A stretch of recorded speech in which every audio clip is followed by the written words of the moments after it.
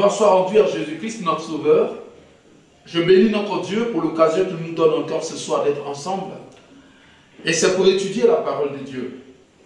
La Bible dit dans le livre de Jean, chapitre 8, verset 32, « Vous connaîtrez la vérité, et la vérité vous affranchira. » Ainsi, nous parcourons la Bible pour être situés en ce qui concerne l'Église. Parce qu'aujourd'hui, le Seigneur sauve que par l'Église.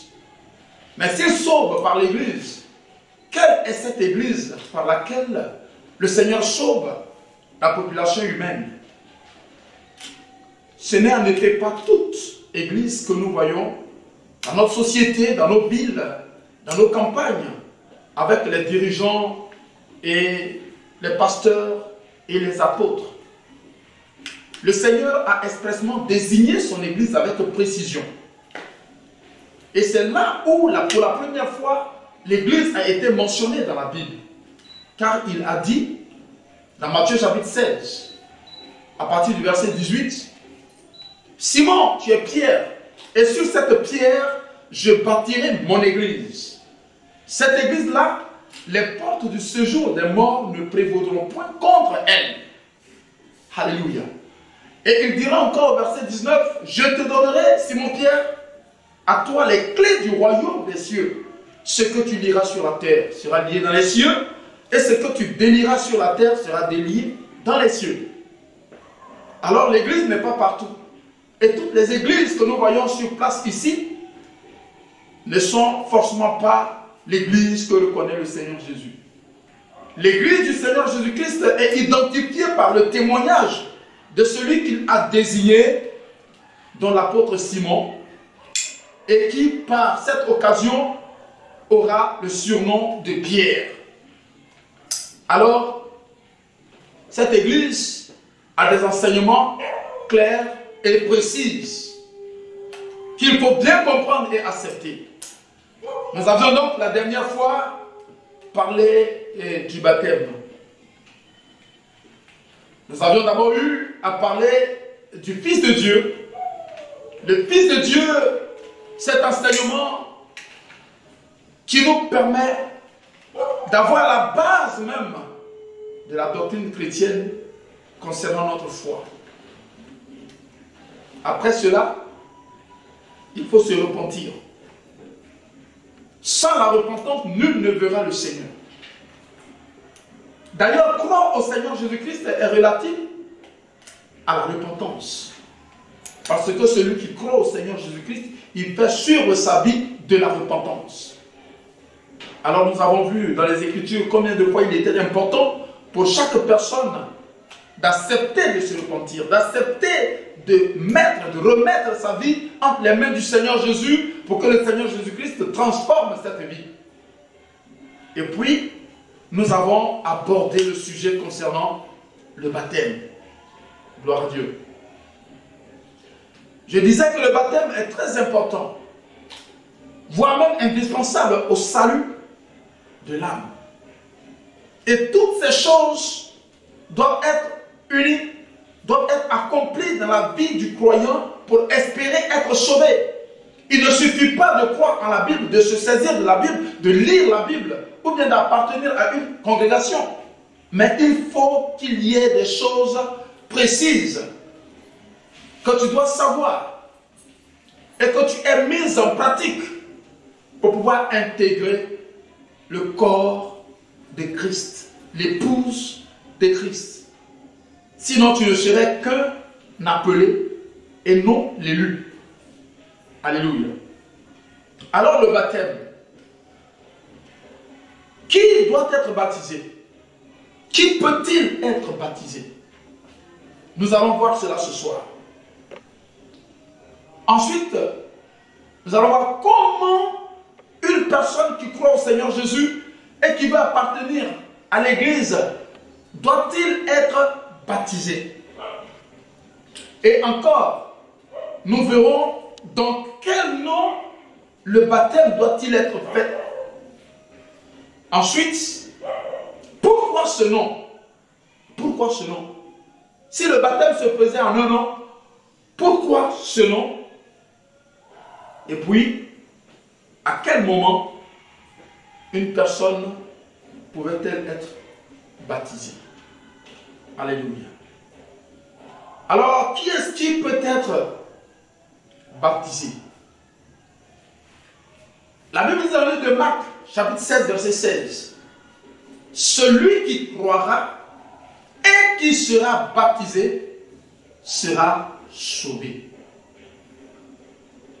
Et quand nous venons dans Actes chapitre 2, verset 38, Simon-Pierre dit, repentez-vous et que chacun de vous soit baptisé au nom de Jésus-Christ.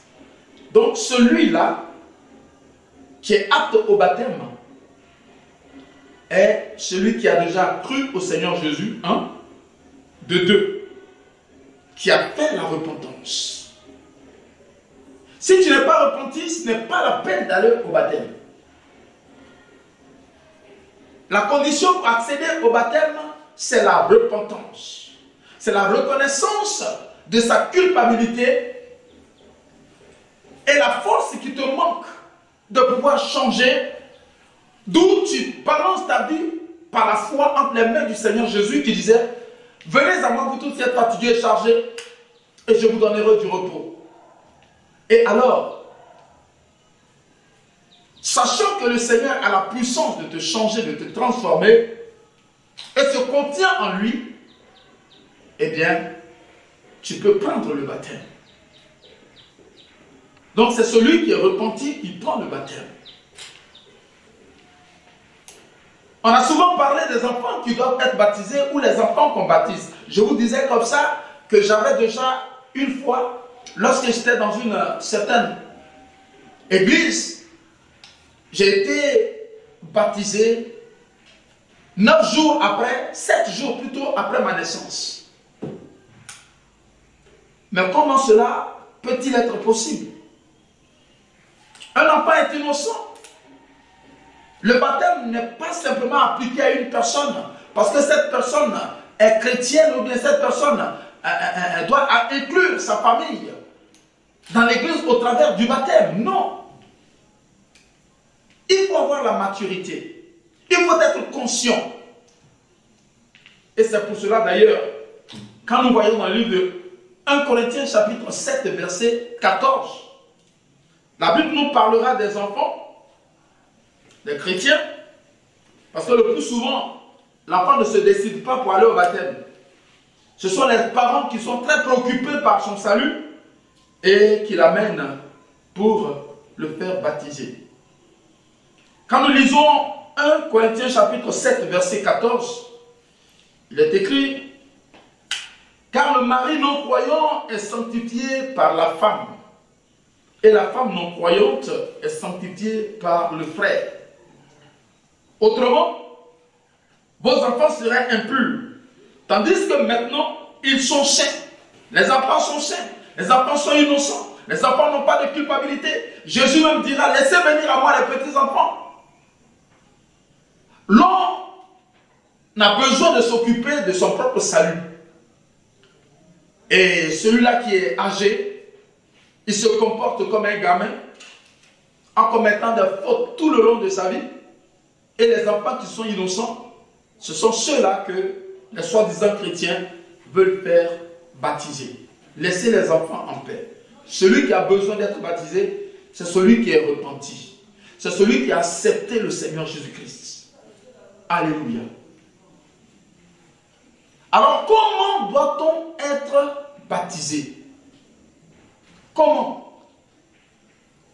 Nous avons vu qu'il y a des gens où dans des églises, on leur met de l'eau sur la tête. Il y a d'autres, paraît-il, parce que là je n'ai jamais vu, qui font le baptême par effusion, c'est-à-dire il peut y avoir de l'eau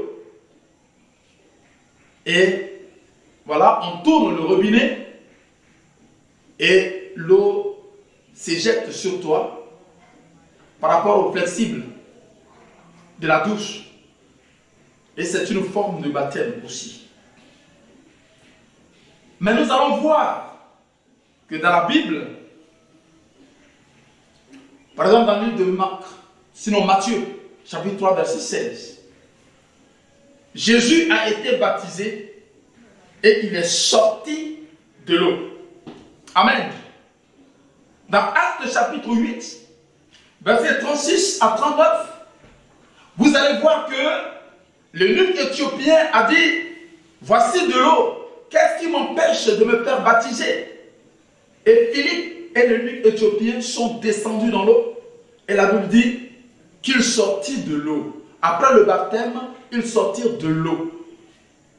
Et l'ange a fait disparaître l'eunuque éthiopien, prit sa route et partit.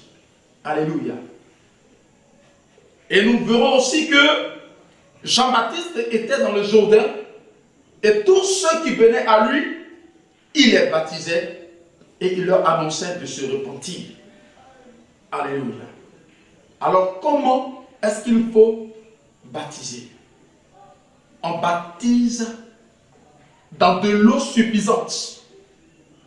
Que ce soit une rivière, que ce soit un fleuve, que ce soit la mer, c'est de l'eau. Même dans une piscine, c'est de l'eau. Un baptistère, c'est de l'eau. Il faut suffisamment d'eau pour faire le baptême. Je vous expliquais dans l'enseignement précédent que baptême est dérivé du mot grec baptizo, qui a pour signification immerger, plonger sous l'eau. Donc, quand on dit j'ai été baptisé et que c'est de l'eau qu'on a aspergé sur ta tête, ça n'accomplit pas la fonction, sinon la signification de cette expression. Là, c'est simplement un rite religieux. Ça n'a rien à voir avec le principe que le Seigneur a établi pour le chrétien de se faire baptiser. Alors, le baptême se fait dans une eau assez profonde, suffisamment grande pour pouvoir immerger tout le corps du candidat au christianisme. Donc, le baptême doit se faire par immersion. Parce que Jésus-Christ a été baptisé et il n'y a pas eu de l'eau versée sur sa tête. Tout son corps a été plongé. Mais alors là, il y a déjà une question qui se soulève. Parce que j'ai entendu dire comme ça que le Seigneur Jésus-Christ a été baptisé. Il a été baptisé pour le pardon. Et Jésus-Christ a reçu le Saint-Esprit. Oh, vous connaîtrez la vérité et la vérité vous affranchira. Vous avez besoin d'approfondir votre connaissance scripturelle. Voyez-vous, quand vous regardez dans le livre, je crois, de Nombre, au chapitre 4, vous verrez que tout sacrificateur qui doit exercer une fonction dans la tente d'assignation, sinon dans le tabernacle, il doit attendre jusqu'à avoir 30 ans. Avant 30 ans, il ne peut rien faire dans le tabernacle. Il n'y rentre même pas pour exercer les fonctions. Mais la Bible dit, depuis 30 ans et au-dessus, jusqu'à 50 ans. À l'âge de 12 ans, Jésus-Christ confondait déjà des scribes. Il pouvait faire l'œuvre. Mais la Bible nous dit qu'il a été établi selon l'ordre de Melchisédek dans le livre aux Hébreux. Donc, bien qu'étant issu de la tribu de Juda, il n'est pas un lévite, mais c'est un sacrificateur spécial, établi par, ou bien sous l'ordre de Melchisédek. Il ne peut pas s'exercer en tant qu'humain, en tant que chair, avant 30 ans. C'est aussi pour cela que le Seigneur a commencé son ministère à l'âge de 30 ans.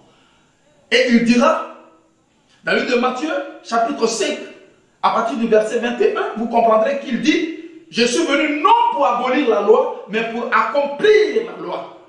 Donc quand il a été baptisé, c'est simplement pour remplir la formule de l'ablution, du lavement que le souverain sacrificateur fait dans la cuve des reins, sous l'Ancien Testament, dans la tente d'assignation, sinon dans le tabernacle.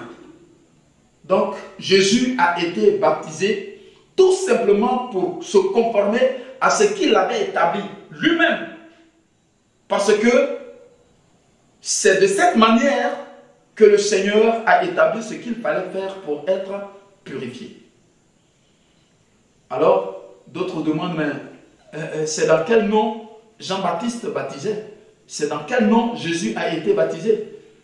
On n'a pas besoin de poser cette question, parce que la Bible est claire là-dessus. Jean-Baptiste baptisait les gens, point. Il n'a pas été mentionné un nom par lequel il baptisait. Alors, frères et sœurs, voilà un peu qui doit être baptisé et comment faut-il baptiser une personne.